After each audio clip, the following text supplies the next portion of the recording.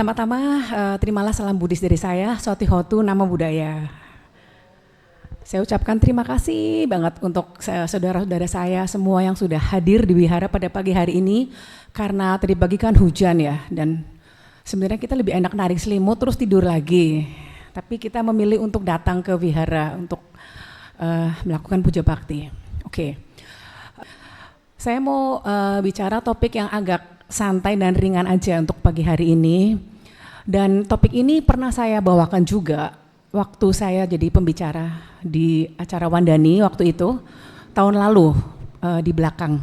Tapi akan saya combine dengan beberapa cerita supaya untuk mengingatkan lagi, karena banyak juga yang belum datang pada saat itu, dan untuk bapak-bapak juga kan mungkin belum pernah mendengar ya. Oke. Topik pada hari ini yang saya ingin bahas adalah tentang cinta dan bahasa cinta. Love and love languages. Oke. Sebagai umat Buddhis, kita tentu ingat ya ajaran Buddha, guru agung kita, yang utama adalah metta atau cinta kasih. Cinta kasih ini atau cinta itu kan sifatnya universal ya. Apa itu cinta dalam agama Buddha? Mungkin saudara-saudara saya udah pada tahu semua, tapi saya akan mengingatkan lagi, cinta adalah perbuatan yang kita lakukan dengan tujuan untuk memberikan kebahagiaan kepada orang lain, makhluk lain, atau orang lain, khususnya kita bicara tentang orang aja di sini, yang kita cintai. Cinta adalah usaha yang kita berikan untuk menyenangkan, membahagiakan orang yang ada di sekitar kita, keluarga kita, saudara kita, pasangan hidup kita. Dan cinta adalah tentang memberi. Ketika kita bicara tentang cinta, kita menghilangkan aku. Cinta itu ada ketika aku tidak ada. Kita menekan keakuan untuk memberikan cinta. Ketika kita memberikan cinta, kita memberikan kebahagiaan, kita sedang menanam. Kita ingin membahagiakan orang lain, tujuannya apa? Supaya kita juga berbahagia. Oke, dan cinta ini tentu memiliki bahasa, karena bahasa itu adalah sebuah komunikasi, sebuah hubungan itu tentu memiliki komunikasi yang bagus untuk bisa bertahan, karena komunikasi adalah nyawa dari sebuah hubungan. Setuju ya teman-teman semua, saudara-saudara saya? Oke. Jadi saya ingin menyampaikan ini supaya kita tuh tidak salah melakukan tindakan, khususnya untuk bapak-bapak yang waktu itu mungkin nggak datang ya pada saat saya cerita soal ini di acara Wandani, dan juga untuk beberapa saudara yang waktu itu mungkin tidak hadir. Kalau yang udah hadir mungkin bisa lebih ingat lagi. Oke, saya akan bahas cinta dan bahasa cinta, karena cinta tadi kita sudah tahu artinya apa. Sekarang saya akan bahas apa itu bahasa cinta. Bahasa cinta ini penting sekali kita ketahui dan kita wajib paham, walaupun kita kadang-kadang lupa, tapi saya akan ingatkan, bahasa cinta adalah cara bagaimana kita memperlakukan dan juga menerima rasa cinta kepada orang lain dan juga dari orang lain. Bahasa cinta ini pertama kali disampaikan tahun 92 oleh seorang dari Amerika bernama Gary Chapman. Dia masih hidup ya, sekarang umur 86 tahun, kelahiran 10 Januari. Gary Chapman ini banyak menulis buku, tapi buku yang paling terkenal adalah Bahasa Cinta, Love Language. Ini perlu disampaikan karena belum semua orang paham tentang bahasa cinta itu apa. Karena kalau kita ingin berhasil dalam cinta, kita harus tahu apa itu bahasa cinta. Bahasa cinta itu ada 5. Dan ini berlaku universal, tidak hanya kepada suami istri, kita bisa terapkan juga kepada anak kita, kepada lingkungan kita, keluarga kita, karyawan kita, saudara-saudara kita. Nah, apa itu 5 bahasa cinta itu? Saya akan sebutkan 5 ini, tidak ada urutannya ya, tapi saya bisa bolak-balik, tapi semuanya kita miliki walaupun kadang tidak sama. Yang pertama, bahasa cinta yang pertama adalah kata-kata afirmasi atau word of affirmation, kata-kata pujian. Seseorang dengan bahasa cinta ini memiliki kesenangan, kebahagiaan ketika dia itu mendengarkan pujian dari orang lain. Jadi kita kadang-kadang mengerti ya, oh saya senang ya dipuji dari orang lain, itu berarti bahasa cinta kita adalah kata-kata pujian, word of affirmation. Lalu bahasa cinta yang kedua adalah quality time atau waktu yang berkualitas.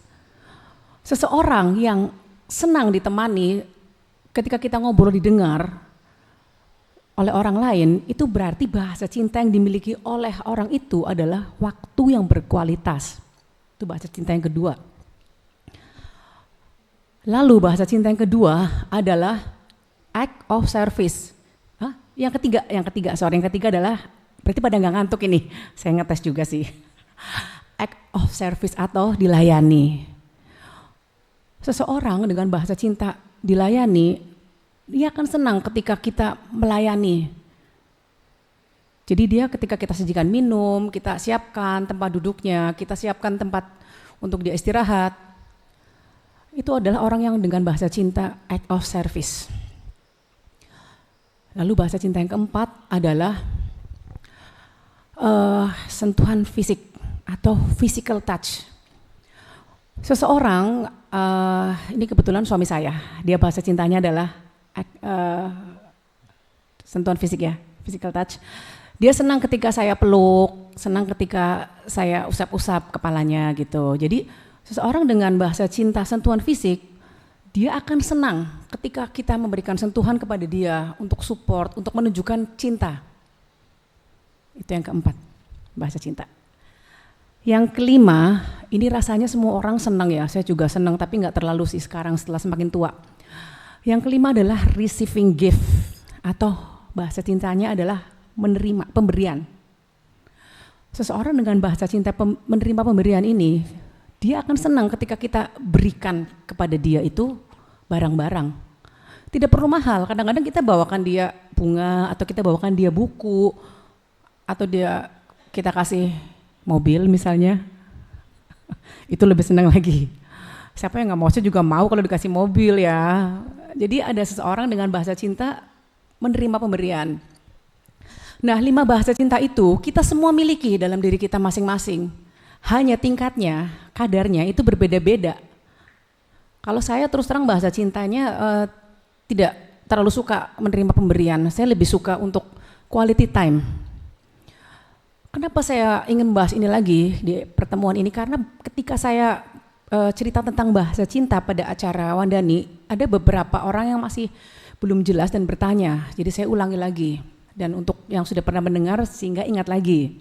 Dan untuk para bapak-bapak, mas bisa belajar juga tentang itu. Kadang-kadang kita bertanya, kenapa sih saya perlu belajar bahasa cinta, gunanya apa, manfaatnya apa? Oh, sangat bermanfaat. Kalau nggak bermanfaat, ini nggak akan sampai jutaan buku laku itu, buku itu. Dan bahasa cinta ini seperti bahasa universal ya, tahu atau nggak tahu, disadari atau tidak sadari, di seluruh dunia ada. Saya pergi ke manapun gitu, orang-orang juga tahu itu bahasa cinta walaupun mereka tidak membaca buku itu. Contohnya seperti ini, kadang-kadang kita merasa tidak sukses dalam sebuah hubungan pacaran atau hubungan suami istri gitu ya, itu karena kita ada lack of communication. Kita tidak punya komunikasi yang bagus dengan pasangan kita, sehingga kita walaupun bersama bertahun-tahun, kita tidak mengenali apa bahasa cinta pasangan kita, sehingga kita kadang-kadang merasa frustasi dan merasa tidak dicintai, padahal kita sudah berusaha dengan keras. Misalnya begini, kita mempunyai pasangan hidup yang sukanya dilayani, suami kita senang dilayani misalnya, tapi kita berkali-kali kita memberikan dia hadiah, kita memuji-muji dia, kita peluk-peluk dia, walaupun menghargai, tapi tidak terlalu senang apabila dia kita layani. Kebetulan ayah saya bahasa cintanya dilayani ya Mah ya, betul kan? Jadi ayah saya itu senang dilayani dan kebetulan mama saya cukup paham sekali sehingga mereka bisa bertahan cukup lama dan akhirnya sukses karena komunikasi itu nyawa sebuah hubungan. Betul Vivi ya? Betul, karena kalau papa saya hobinya dilayani, lalu mama saya bolak-balik memberikan barang, papa saya tidak akan apresiasi itu, karena papa saya bahasa cintanya bukan dikasih barang-barang. Kepada anak, kita juga bisa menerapkan bahasa cinta ini. Kadang-kadang kita merasa gagal dicintai oleh anak kita. Saya udah kasih dia macam-macam ya, saya kasih inilah itulah, tapi dia merasa kok kita merasa bahwa dia itu tidak menghargai, karena kita salah menerapkan bahasa cinta kepada anak kita. Kita harus kenali gitu, kita harus peka. Karena apa? Jangan sampai kita udah capek-capek berjuang, capek-capek berusaha, tapi goals-nya, tujuannya tidak tercapai. Kenalilah bahasa cinta orang-orang terdekat kita itu.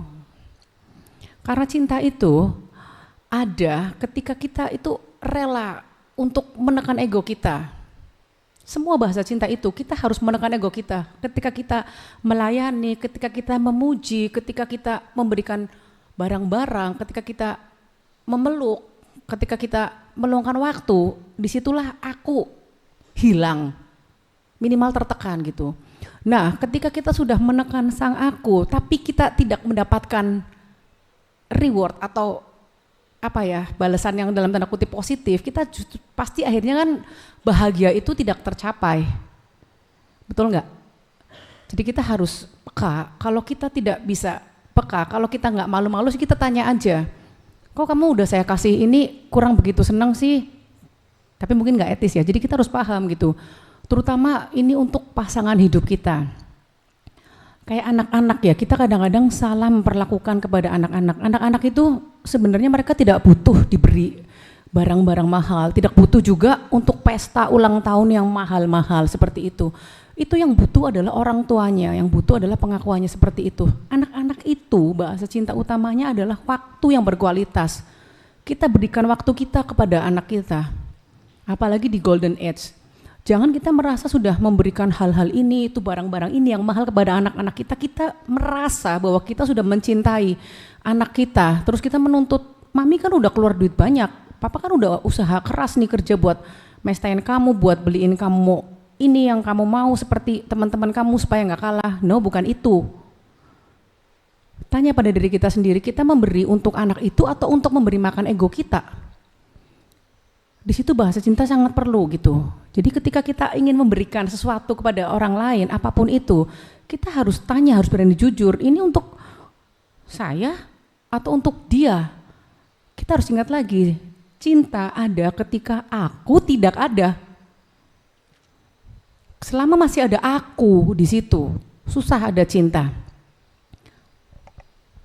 Mungkin saya hari ini nggak terlalu cepat ya ngomongnya ya, atau terlalu cepat? Cukup ya, oke. Soalnya saya kalau ngomong pelan, saya jadi ngeblank gitu loh. Dengan EQ 160 ini susah untuk, gila dong, tinggi banget EQ-nya. Oke, jadi saya sharing ini sebenarnya untuk kepada bapak-bapak juga sih, supaya jadi lebih peka, jangan merasa udah mencintai tapi salah. Kayak istri kita tuh nggak suka makan pizza, kita kasih pizza, dia merasa oke makan, tapi tidak bahagia, tidak seneng gitu loh. Dia sukanya makan ponggol kok, sementara si suami merasa aku udah berikan kamu yang lebih mahal nih barang-barang.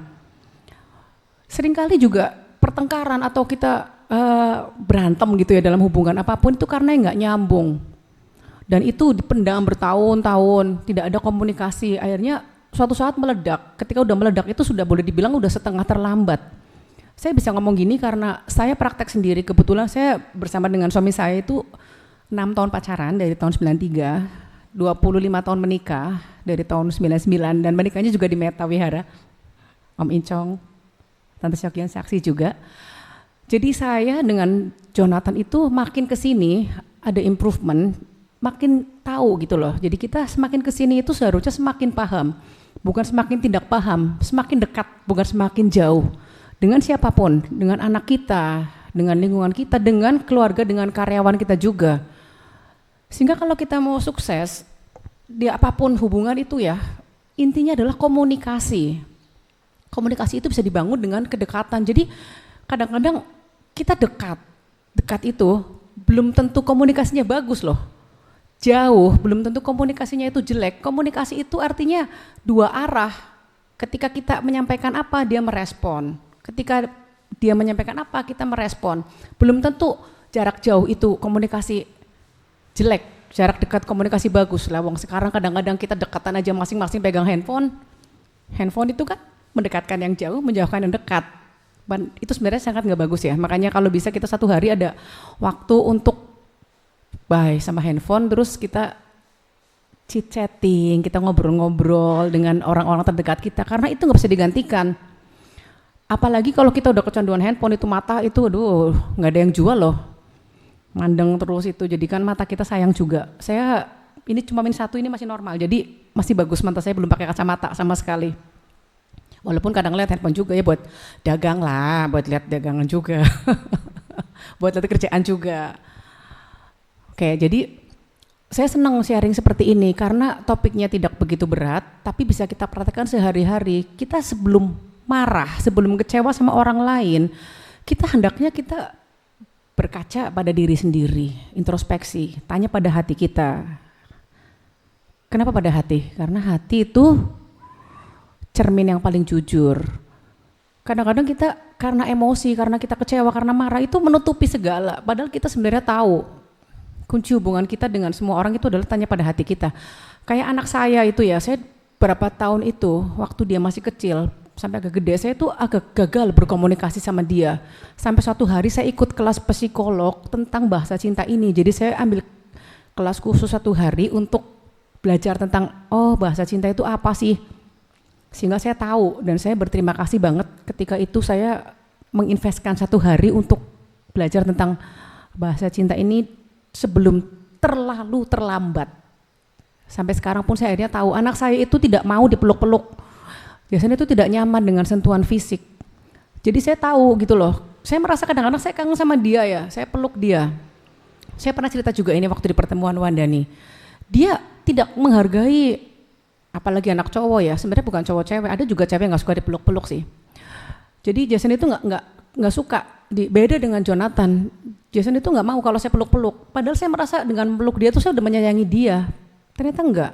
Jason itu bahasa cintanya itu waktu yang berkualitas. Kita temani, dia cerita, kita dengarkan. Sama seperti contoh orang tua saya ya, kalau mama saya tidak paham apa bahasa cinta papa saya, yang paling gampang kan memberi aja.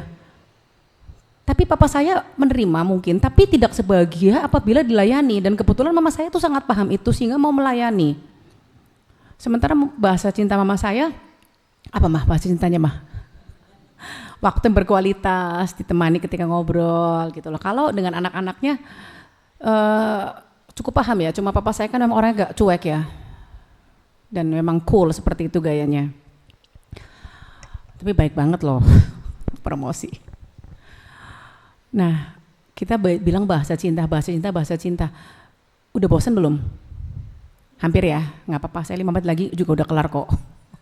Ini perlu diingatkan terus, soalnya kadang-kadang kita merasa bete, kita merasa menyalahkan orang di sekeliling kita, padahal kita sendiri yang tidak paham. Paling mudah kan di dunia ini menyalahkan orang lain, merasa kecewa dengan orang lain atas perbuatan yang sebenarnya kita bisa cegah.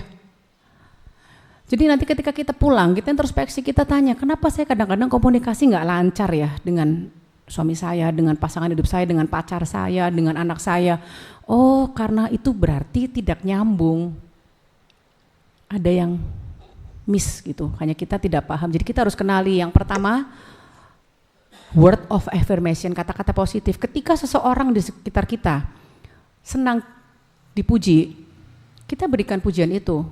Kata-kata yang menyemangati. Anak saya juga waktu kecil, itu saya semangati terus, ayo kamu pasti bisa. Jadi pujian itu kan gratis, tapi kan menguatkan. Sama seperti ejekan atau hinaan, itu gratis juga tapi melemahkan, janganlah kita menghina. Langsung apalagi seperti itu ya. Terus yang kedua, quality time, waktu yang berkualitas. Seseorang dengan bahasa cinta quality time, itu hendaknya kita hadir untuk dia. Itu orang tua ya biasanya, kalau orang tua itu sudah nggak seneng dikasih-kasih ini itu, papa mama nggak butuh ini, kita butuhnya ditemani, kita butuhnya datang kayak orang-orang suster-suster di Pemalang, itu mereka senang sekali kalau kita datang ke sana, atau orang-orang di panti jompo. Mereka senang kalau kita datang, bahasa cintanya itu, bukan pemberian. Mereka tidak butuh apa-apa, jadi kita harus kenali, jangan merasa kita udah ngasih, dia harus bahagia, ya mungkin bahagia betul dikasih, tapi lebih senang lagi kalau kita hadir. Yang ketiga, kita bolak-balik gak apa-apa ya, dilayani. Kalau orang senang dilayani ya kita layani dia. Anak kita, saudara kita, adik kita, kadang-kadang saudara kita juga datang ke rumah kita, dia bahasa cintanya senang dilayani, jangan kita puji-puji. Udah kita layani aja, jadi kita juga nggak capek nyambung gitu loh. Nggak mungkin kita bertahun-tahun bergaul nggak paham juga apa itu bahasa cinta orang-orang terdekat kita. Lalu sentuhan fisik. Kalau orang tidak nyaman, bahkan pasangan hidup kita pulang kerja, kita maksudnya baik kita peluk dia, tapi dia bahasa cintanya bukan sentuhan fisik, itu nggak akan bikin dia bahagia, yang ada malah merasa nggak nyaman. Udah ngapain sih dipeluk-peluk masih lengket, dia sendiri dilayani, kita layani, udah kita siapkan minuman atau siapkan handuknya, seperti itu. Jadi ketemu gitu loh, frekuensinya masuk, gelombang AM masuk gelombang AM, gelombang FM masuk gelombang FM. Lalu receiving gift, tidak semua orang dengan memiliki bahasa cinta receiving gift. Ada orang yang tidak senang diberi-beri juga, apalagi orang Jepang itu hati-hati ya. Saya berapa kali ke Jepang itu, mereka kalau menerima pemberian itu mereka akan selalu tanya, apa ini gitu. Mereka nggak nyaman diberi-beri seperti itu, karena mereka tidak terbiasa mental seperti itu. Dan kalaupun mereka diberi, mereka akan bertanya, ketika mereka bisa menerima alasannya, oh ini aku apresiasi kamu, mereka akan menerima, dan yang pasti mereka akan membalas setiap pemberian itu. Entah jumlahnya sama atau mereka membalas dengan puisi atau lagu, balasnya tidak selalu harus sama loh. Kita kasih dia emas, dia balas emas, kita kasih dia buku, dia balas buku, belum tentu. Tapi orang Jepang itu punya niat dan tekad untuk membalas setiap kebaikan yang diterima. Itu yang sepanjang saya pelajari. Itulah kenapa mereka itu relatif boleh dibilang yang orang-orang sekarang itu ya baik dibandingkan orang-orang lain, dan mereka banyak panjang umur. Oh ya, soal panjang umur ya, jangan kecil hati loh. Ternyata saya baru baca buku, manusia itu kalau hidupnya, ini out of topic sedikit ya, belum yang kelima saya masih sehold nih bahasa cinta. Yang kelima udah tadi udah ya, yang receiving gift udah, jadi udah kelar semua. Kalau kita hidup happy, terutama happy ya, jangan stres, itu manusia itu bisa berpotensi hidup sampai 120 tahun loh, umur 120. Dan orang-orang yang paling panjang umur itu adanya di Jepang, di Okinawa, Jepang bagian bawah itu.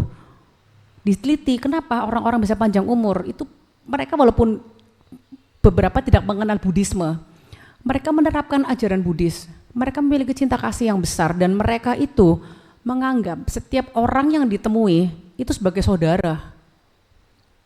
Jadi mereka berpikir positif, berpikirnya tidak berpikir jelek, dan kebetulan juga orang-orang itu yang di situ itu rata-rata 100 tahun lebih umurnya di Okinawa itu, mereka juga orangnya orang-orang baik gitu. Jadi kita jangan kecil hati, kalau kita udah tua, kita masih bisa panjang umur, tapi yang penting sehat ya. Jadi seperti itu, jadi terapkanlah banyak-banyak cinta, jangan banyak mengeluh, ngodor, menyalahkan, atau merasa kamu yang harus mengerti saya dong, nggak bisa dong. Kalau saya harus mengerti kamu, kita kadang-kadang berpikir itu salah, karena kita itu harus ingat, jangan kita punya pikiran kita harus take and give, salah. Kita harus give dulu, baru kita take. Kita menanam dulu, baru kita memanen. Sama seperti kita mencintai, ya kita berikan dulu yang terbaik. Karena mencintai dalam agama Buddha, cinta itu bukan berarti aku cinta kamu, kamu harus jadi milik aku. Kalau kamu sama orang lain aku cemburu, aku bete, ini itu bukan cinta. Kalau cinta dalam agama Buddha, metta, terjemahannya adalah perbuatan yang kita lakukan dengan tujuan membahagiakan orang lain. Jadi kita harus membahagiakan dulu kalau kita ingin bahagia. Nah itu caranya dengan apa? Dengan kita tahu bahasa cinta. Karena bahasa adalah salah satu cara untuk berkomunikasi. Sementara komunikasi adalah nyawa dari sebuah hubungan. Kalau nggak ada komunikasi, kita ya sama aja kita boleh dibilang mati ya. Ya dong, hanya orang mati nggak bisa komunikasi. Kalau pernah nonton podcast itu ya mungkin ya, saya nasak ya, menikah atau berhubungan dengan orang-orang itu 80% adalah ngobrol atau komunikasi. Sehingga kita dengan ngobrol, kita menggali lebih dalam bagaimana pribadi orang itu. Jadi kita makin kenal orang yang ada di sekitar kita, terutama orang-orang yang kita sayangi. Ketika kita menerapkan bahasa cinta itu, kita sesungguhnya sedang menyamankan diri sendiri, sehingga kita tidak perlu capek-capek. Kayak saya senang waktu yang berkualitas ya. Suami saya selalu menemani saya gitu, dia senang dipeluk, kalau capek ya saya peluk dia. Itu udah saya praktekkan sendiri, dan ya puji Buddha berhasil sampai sekarang ini. Tante Syoknya sama Incong juga pasti menerapkan yang sama, makanya ketemu kan. Kalaupun ada clash, ada berantem dikit ya wajar lah. Stres dikit juga bagus kok, asal jangan kebanyakan. Olahraga jantung, seperti itu. Jadi untuk adik-adik yang masih muda atau yang masih pacaran, kenali juga bahasa cinta pasangan kalian. Dan untuk yang udah berumah tangga, yang udah tahu kita jadi makin ingat, kita praktek juga, dan yang belum tahu kita jadi tahu oh seperti itu ya. Dan saya juga mau ngomong juga yang gak kalah penting, bahasa cinta yang kita punya dan yang kita keluar itu tidak selalu sama. Seperti saya itu bahasa cinta saya itu pemberian. Saya senang ngasih orang, tapi saya nggak senang dikasih. Kadarnya beda-beda. Ada orang yang senang melayani orang, dia senang, tapi dia nggak senang dilayani, dia senangnya dipuji-puji.